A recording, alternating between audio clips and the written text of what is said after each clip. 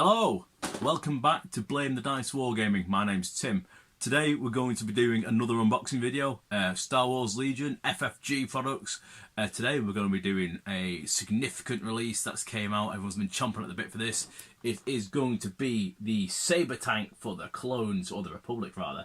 This is a TX-130 Saber class fighter tank.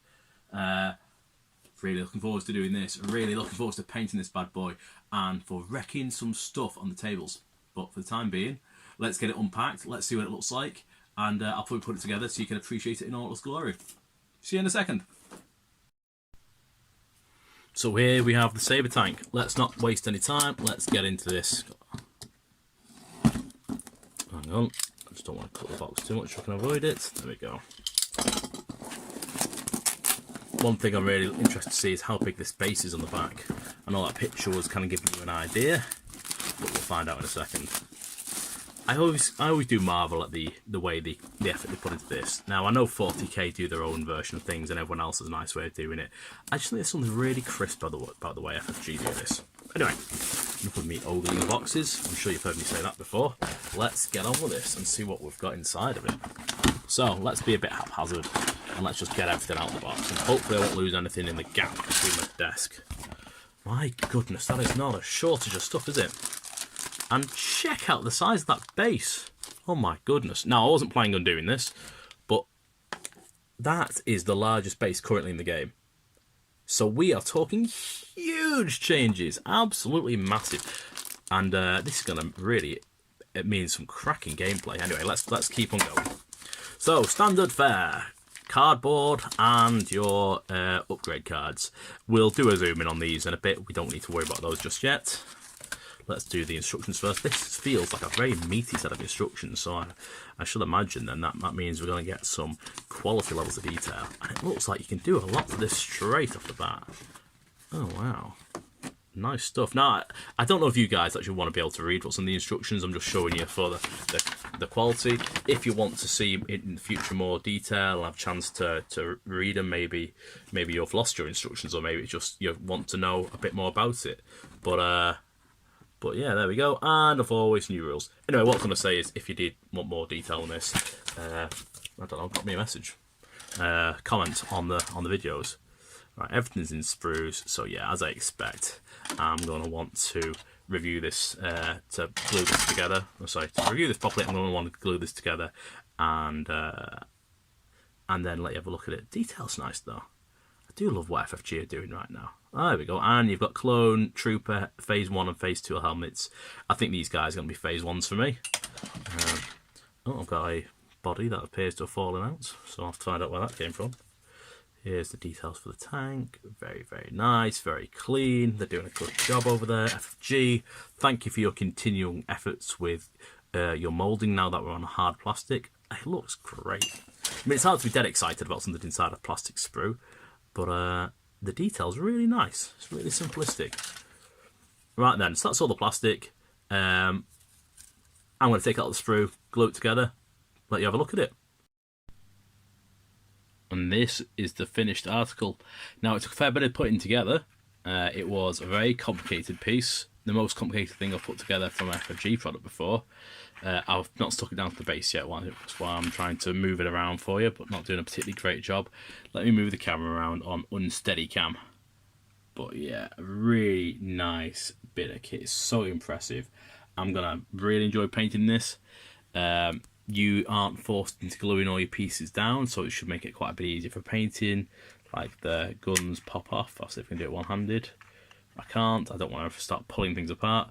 But the turret will just lift out with your guy inside it. It comes with a couple of different options. So you've got your Clone 2, Phase 2 Clone Trooper helmets. That's the beam cannon he's with. There's also the twin laser cannon. If any of you are still reveling from X-Wing version 1, you may choose not to put on there. But I thought the beam weapon looked pretty sweet, and that's kind of going to be loose in there. And I might leave it in there because I quite like the idea of, you know, pretending that I'm actually getting the shots off. But yeah, really nice bit of kit. I really like that. Plus, it is massive. So we've got Obi-Wan. Now, bear in mind, it will be elevated because it's got a little clear peg for it to sit on. But that is still a massive bit of kit. Let's get right down low. yeah, he's dwarfed by it. So no wonder this thing's giving heavy cover. But yeah, really impressive bit of kit. Massive, can't wait to play it. Just gotta paint it and make sure I don't make a mess of it. I don't think I've ever had to paint anything quite so big in detail before. Right, to the cards. Let's see what this thing actually does. Okay, let's do the cards.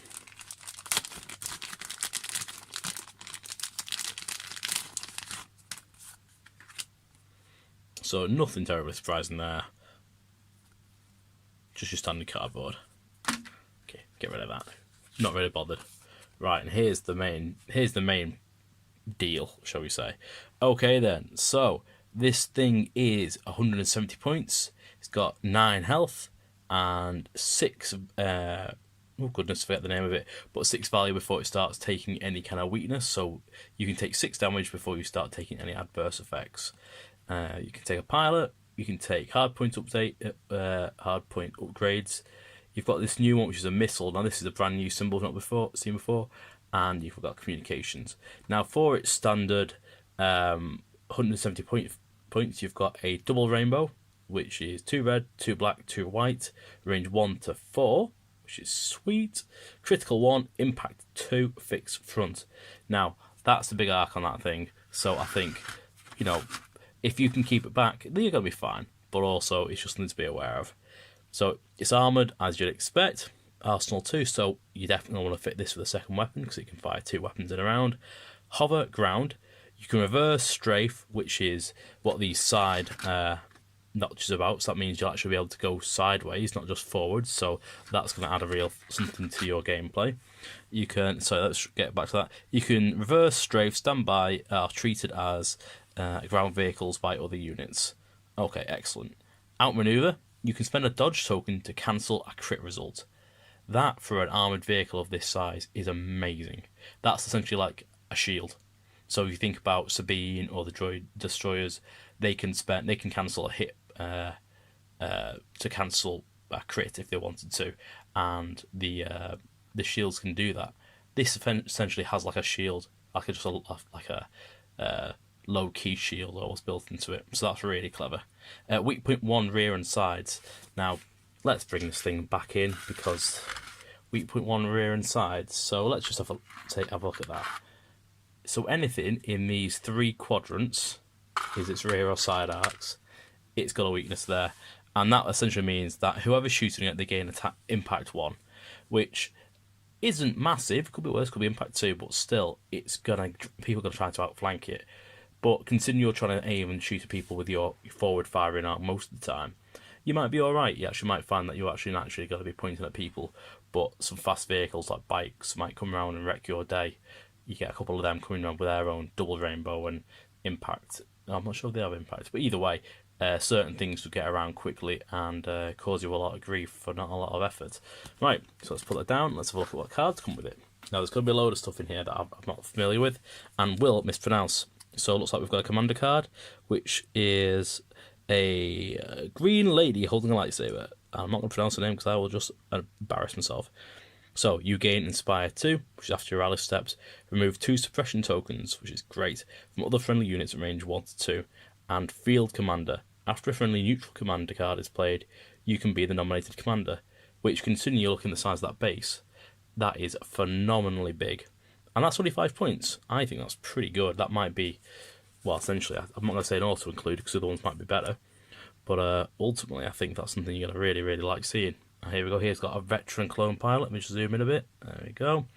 So 7 points, whilst you or a friendly clone trooper is at range 1 and in line of sight attacks or defense, you and that unit can spend each other's aim, dodge, surge tokens until the end of this round.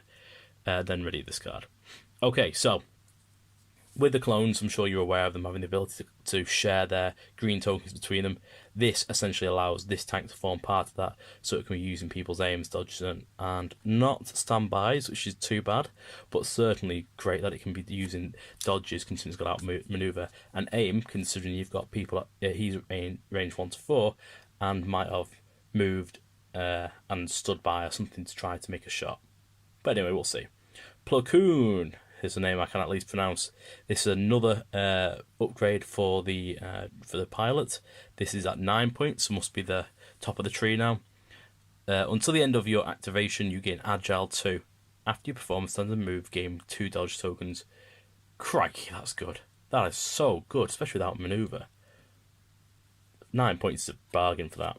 It is something you've got to recover though, so bear that in mind. Okay, then let's get on to the hard points then. So first of all, we've got the laser turret.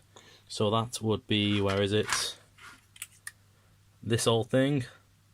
And it's the twin laser turret, as I'm sure you heard me mentioning before when we talked about X-Wing version 1.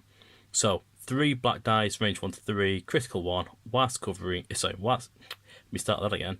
Critical 1, while converting offensive surges, change up to 1 to a crit. Okay, not bad. 14 points, seems reasonable. Not bad at all. Okay, this is the one I'm secretly really excited about. Okay, so 2 reds, range 1 to 4, which is good in itself, but 30 points, so it better be amazing for what it does. So read on, and let's see what we think. So beam 2, so after you perform an attack with this weapon, you may perform up to 2 extra attacks using only this weapon.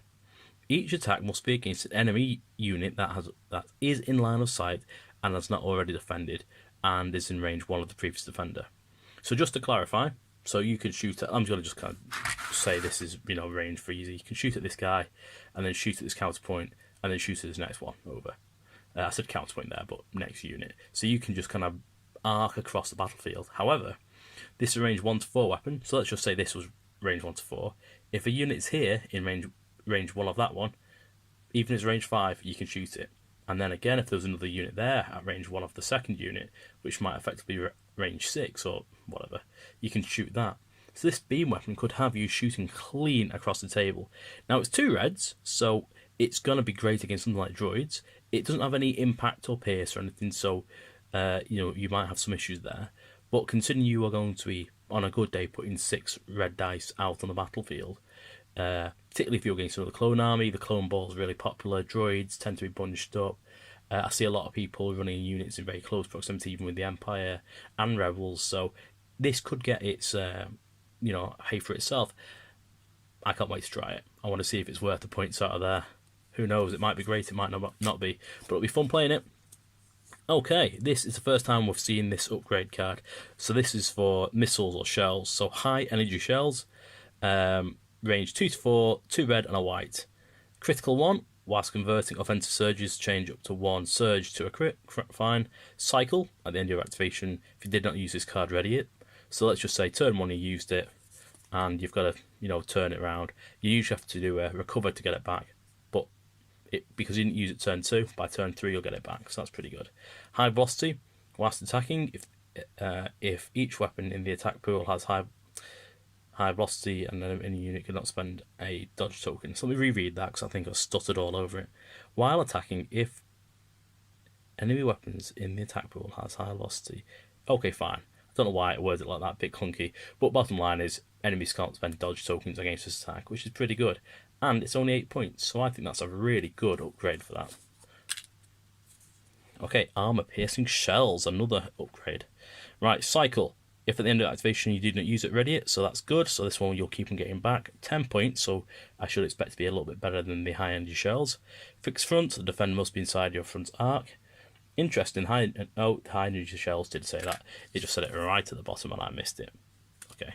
And impact 3, which is cracking. While attacking, a unit that has armor, change up to 3 to crits. I think that was really good. I mean, goodness, that must be a scare onto going into if you're running armour. Okay, one more. 12 points. Here we go. Looks like we've got a trifecta of them. Bunker Buster. Blast, ignores cover. Cycle, we know what that does. Fixed front, we know what that does. Scatter. After you perform an attack against a small base trooper unit, you may place each defender, non-unit leader in cohesion. So, essentially that means the unit leader stays where he is, but all the sort of minions that are behind the barricade, you can place them in cohesion in front of that barricade. So it's just a good way where if this is your first attack, you're going to be able to say, great, I've lit them up, now all my other kind of squads can be spending their tokens to annihilate that squad who's hopefully out of heavy cover now. 12 points. Interesting. 1 black and 3 white. I suppose maybe the scatter's going to be the real benefit of that one. Okay, let's have a look what we've got left. 2 communications one. Link targeting array. This is the first time I've came across this card. Emplacement, troopers or vehicles only. You gain target 1 after you issued an order, gain 1 aim token. Excellent. That's quite handy, and 5 points is really good. Not a bad amount of points really for what you get. And lastly, HQ uplink. You essentially can flip this card to give yourself an order and then have to recover for the next round to get it back. Not bad at all, really. Right, and that's everything. I can't wait to play with this thing. It's going to be awesome. Well, I hope you enjoyed that. I know I do tend to stumble over my words somewhat, but I hope you enjoyed the video. I hope you got to get a little bit something out of it in case you haven't bought this yet. Or if you're waiting on it, you just get to get excited about what it looks like. One thing I forgot to point out before is these missile bay doors don't have to be deployed open. These 2 panels can be shut and the missile can be taken out of it. But I just wanted to make it look like it was all guns blazing and ready for battle. And I didn't successfully show you this before because I was only one-handed. But it just pops out.